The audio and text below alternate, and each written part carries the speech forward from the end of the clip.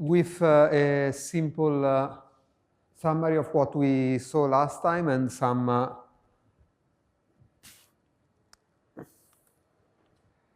considerations about the application of MRI.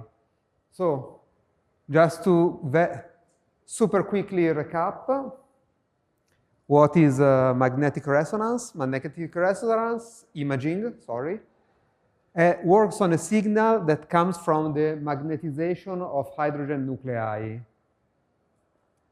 When these nuclei are excited, there are then all the signal gets lost with some characteristic times that are specific of a tissue. And there are two characteristic times, which are the T1 and the T2 time, which are both tissue specific. And these give rise to a variety of possible combinations. And using some mathematical and physical tricks, it's possible to get a pixel-by-pixel map of the signal intensity. Now, in the first lecture, I mentioned that the signals can be 2D or 3D. And in magnetic resonance, actually, one is free to acquire images with a huge freedom to do with extreme flexibility. And it's possible to acquire fully proper 3D images, which means isotropic resolution on all three axes. However, this is time-consuming, so this is generally not done. The most common way to acquire images is a stack of 2D planes, maybe with an in-plane resolution of better than 1 millimeter, but along the perpendicular dimension, you get like 7 millimeter, 1 centimeter of resolution. This is a summary of the most common kind of image sequences that one can acquire. The technical term is indeed sequences because the way that you get a specific contrast is by using a sequence of action during the acquisition of the data. And the two most relevant parameters you can change are the echo time and the repetition time. The echo time is the reading time of an image of the signal, and the repetition time is how long does it take before exciting again the tissues. This is an example of a T1 weighted image.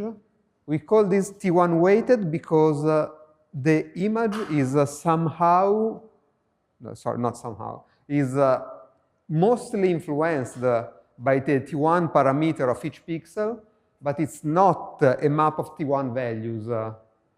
And according to how exactly we choose the repetition time, we might have more or less contrast between some tissues and others. So it's a very qualitative kind of image with a lot of freedom in setting up the parameters. You know, when you have a CT, you can then decide, okay, I'm going to have high current or low current, it changes the noise. Or if you have 100 kV or 120 kV, you change slightly the contrast between tissues.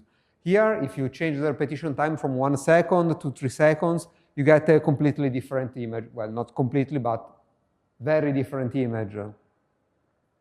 Now, in T1 images, you have the fat, which is bright, and the bone marrow, which is pretty full of fatty molecules, is bright. The water is dark. Here we have a brain. The ones that I'm pointing to are the ventricles of the brain, and they are full of a liquid which is almost as pure as distilled water, and you can see it as completely dark.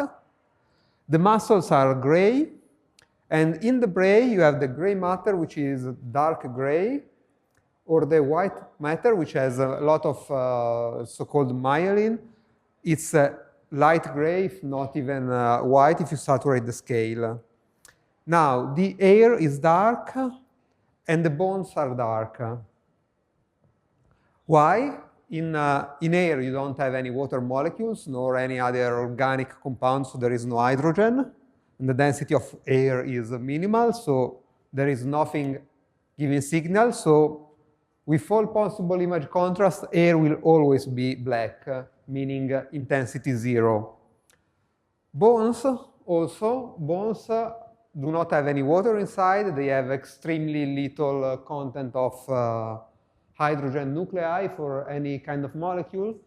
So they will be dark in 99.5% of possible images you can come up with. In T1 imaging, you can add contrast media. Contrast media in MR works exactly like in CT. It's again molecules that move together with the blood, with just the blood flow, and they might get trapped in the capillaries. They are not active biologically. Of course, contrast media in CT imaging had this molecule were bound to a nuclei with a very high X-ray absorption.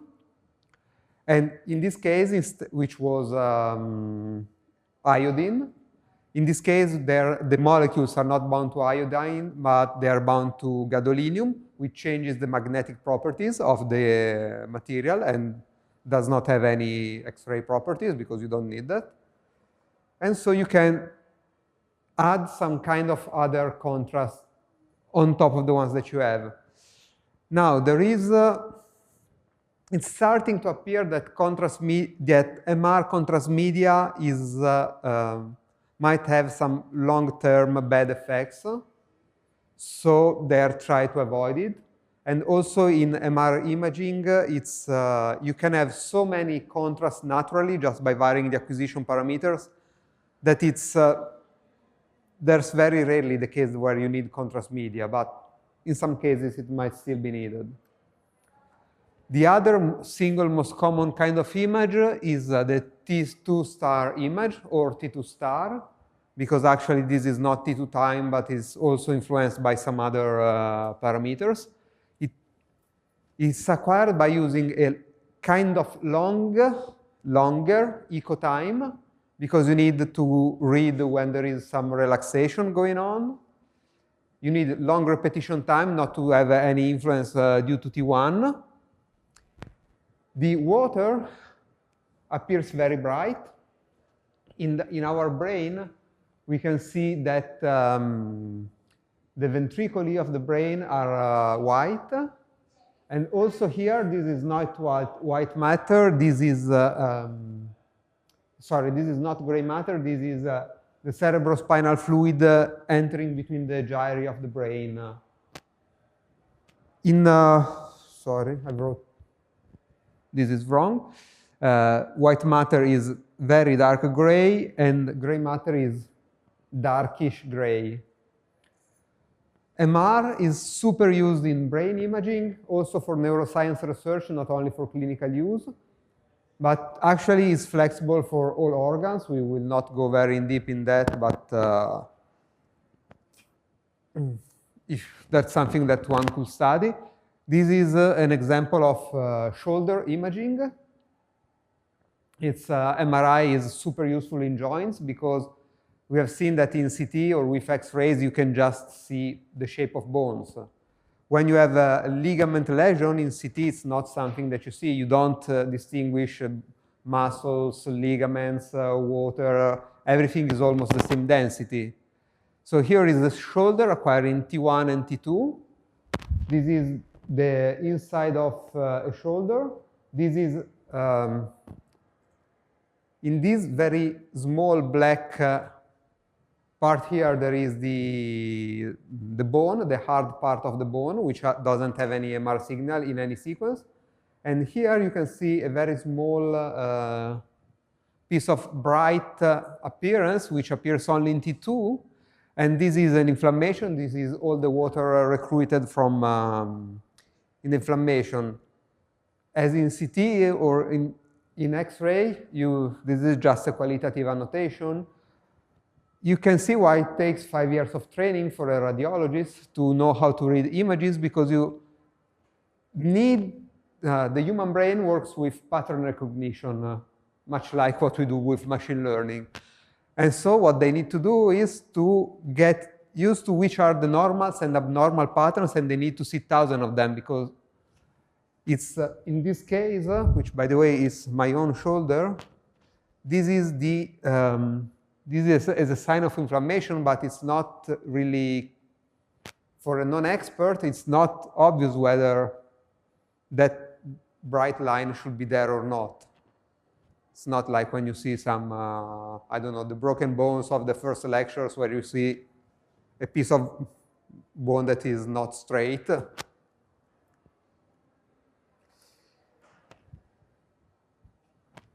Now, as I've mentioned, and I will mention more in the next slide very quickly, MRI, by varying the acquisition parameters, you can really acquire almost anything. One example of that is the FLAIR imaging, which means fluid attenuated inversion recovery. In this case, before doing our polarization, sending our excitation pulse, we send a 180-degree pulse, which just flips all the spins of all the hydrogen nuclei, which then starts to recover their polarization with their T1 time. Now, if after a bit of time we send our normal 90-degree pulse before the elements in water started to recover their spin, we can get a T2 contrast, but with all the water suppressed. The signal from the water gets suppressed. In this way, now we have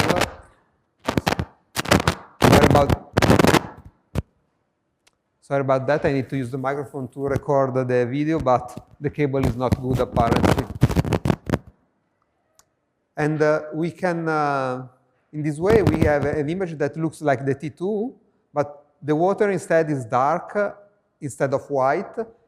So we can use that to distinguish bright spots due to water due to bright spots due to other phenomena, like, I don't know, like in multiple sclerosis, you might get some plaques which are white and they're not full of water.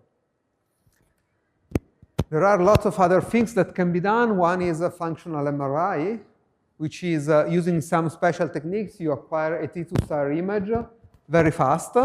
You can acquire one every second or so. And it turns out that blood changes the magnetic properties of voxels. And so we have the so-called BOLD effect, which means is an acronym for blood oxygen level dependent signal. And if we give some stimuli to the brain, to the body, which reflect to the brain, we can see where instantaneously we have a reaction in the brain. And this is a technique which has become almost standard in the late 90s. They were doing lots of studies where you could put a patient in an MRI scanner, you ask them to tap the fingers, very, very basic thing, and you can see that the signal changed instantaneously in the motor cortex of the brain. Or if the person was standing still and you started pinching, I don't know, like the one finger, you could see that the sensory cortex of the brain were activating there. It's pretty powerful, and then again, it's now super used in neuroscience with mixed effects. It's used really for super interesting findings, but also for a lot of findings which are not replicable. Maybe later in the course we will give some example of neuroscience studies.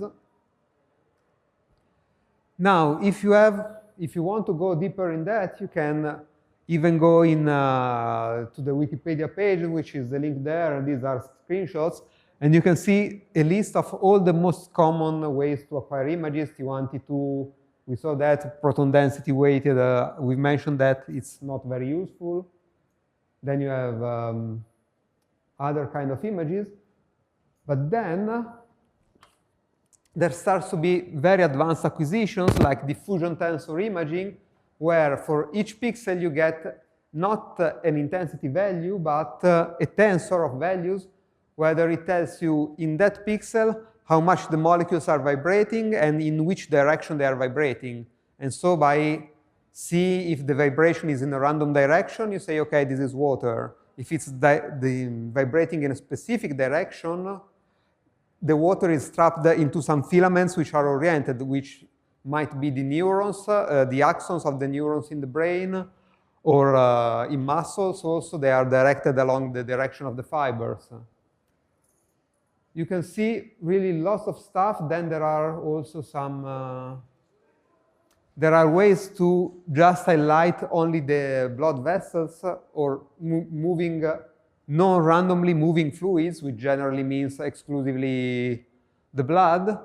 Then there are also the possibility to do sign imaging, which means movie-like, which is something you can use for the heart. You can see the heart beating and measure the beating, exactly the geometry of the beating if one part of the wall is moving less than the other. And this is not the topic of this course, but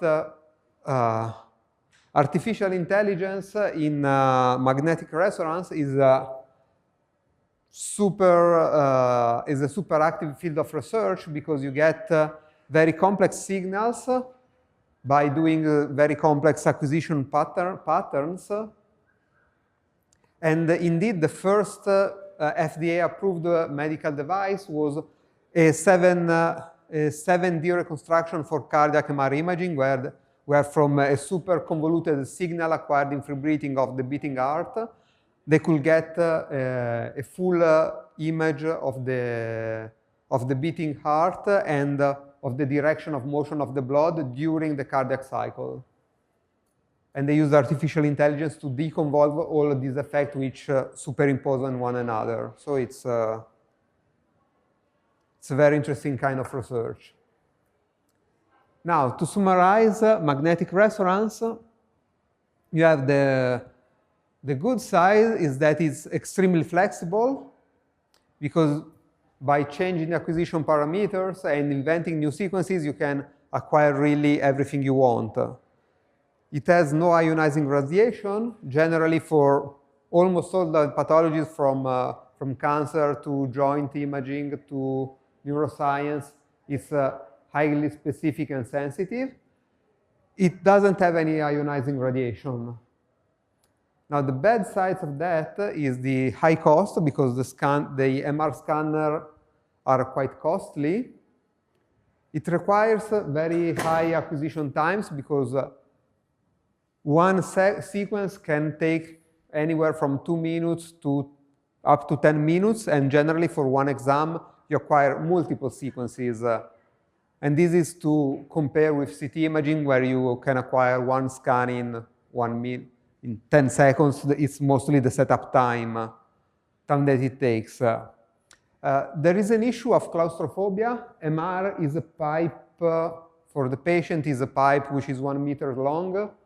You get shoved in within this pipe. You cannot see outside. You have some, you can only, it's like being buried in a coffin, literally. And for this half an hour, you constantly hear extremely loud noises. Indeed, you need to wear hear protections, very strong hear protections. And so it's not well tolerated. It's not generally tolerated. We used to, like, if you have, in a CT scanner, maybe you get one patient in a year that complains to claustrophobia. In an MR scanner, maybe 2 or 3 per day.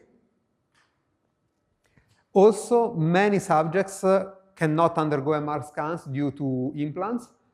Nowadays, most implants put inside humans are studied to be MR compatible. But even if you have an MR compatible implant, you can enter to the machine, but maybe they cannot do all the possible sequences, and some can result in artifacts in the region of the body near the implant. So generally, it's not very useful for emergency situation. So it's not as flexible as CT, but it's much more powerful. Any question on this quick summary? Okay, so I am going to introduce the BRATS challenge, which is an older challenge which now has been pretty much solved, and for which I have uploaded the data on our Google Drive, well, just before lunch. I should have done that on Friday. The whole data set is 5 gigabytes. I don't know if you want to work locally, if you work on Colab or so. If you want to set up your scripts today, you can just download one patient. Now, we want to work on that right now. I'm going to introduce you the data set, then I will explain you the first analysis that we will do today before going into more advanced techniques. So if you want to start the download here now, or if you want to do that at home later, just so you know. Now, this challenge deals with glioma. Glioma is a tumor of the glial cells of the brain, which is something related to macrophages. It has no known causes, no risk factors. It does not respond to any known therapy. So you can see it's pretty bad. It regrows after what one could call complete surgical removal. You remove everything you see. You remove, the surgeon removes a very wide margin around it. In the margin, when you put it, when you go to the pathology laboratory, you don't see anything around. Yet again, it regrows in a couple of months, even after this complete removal. It has a very poor prognosis, of course. I mean, of course, given the premises. It can be separated into classes: low-grade glioma, which has a better prognosis, but it will progress in high grade, while high-grade glioma has a worse prognosis. Now, this is how it appears. This is one of the cases which are interesting to analyze about how our brain works, because you don't know how MR images look. You don't know what glioma is, but I'm pretty sure that you can recognize where the glioma is in this MR scan. Well, this is very zoomed in, but you probably already understand that this is not good. And you probably also understand that this is what's called the necrotic part. No, sorry. The active part of the tumor, and this is the necrotic part. Because what we can be seen after surgical removal, when you go to the pathology laboratory, is that inside here, in this so-called necrotic core, the tumor has progressed to the point that cell already died because of lack of oxygenation. While on the outside, the tumor is growing. And this is very active. This is a T1 image with contrast media.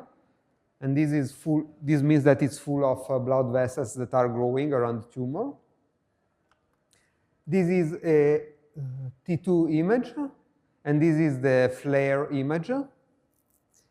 And what we can see outside instead is an edema. Edema is like when you have an inflammation even on the skin, that you have lots of, you can see a bit of water coming here, which is water recruited by the macrophages from the inflammation. So this is not actual tumor, this is inflammation, the immune cell reactions to the tumor.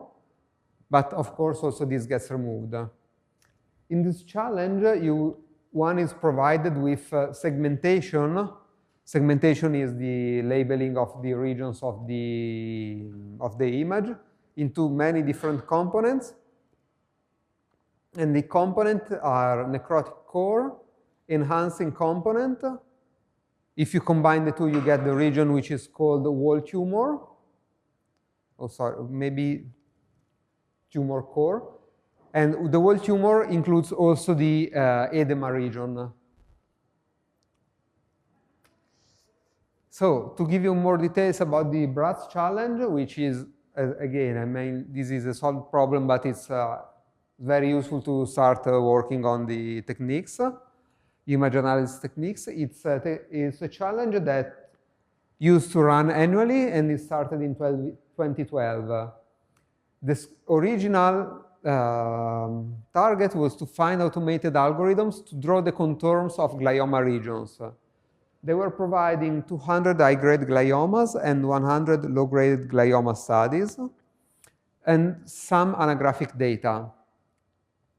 They were also providing 4 skull-stripped, registered, and resliced MR images, which were these sequences: T1 image, T2 image, flare sequence, and T1 with contrast enhancement. The ground truth was also provided, which of course is not fully true, but it's the consensus from multiple manual expert labeling. And the accuracy of the solutions were evaluated by organizer on hidden data sets. Now, since 2017, thanks to the arrival of convolutional neural networks, actually results provided by the participants were better than the uncertainty on the ground truth. So it's, that's why it's not running that much anymore. Now, these are the 2018 results.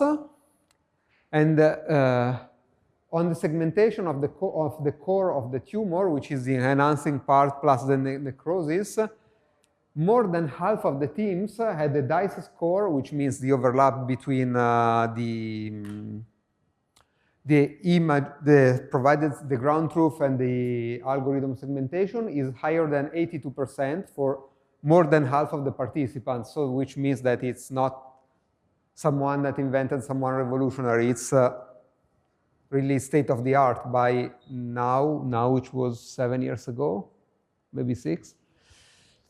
And these are results for the whole tumor, the core tumor, and this is the agreement evaluated at the patient level between the rater, the single humans that were providing the segmentation, and another one, and between a single rater and the image fusion and the consensus image.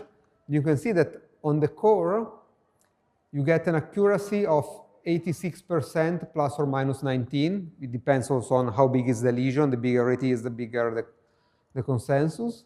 But between independent raters, the agreement is around 75, while the algorithms are 82%. So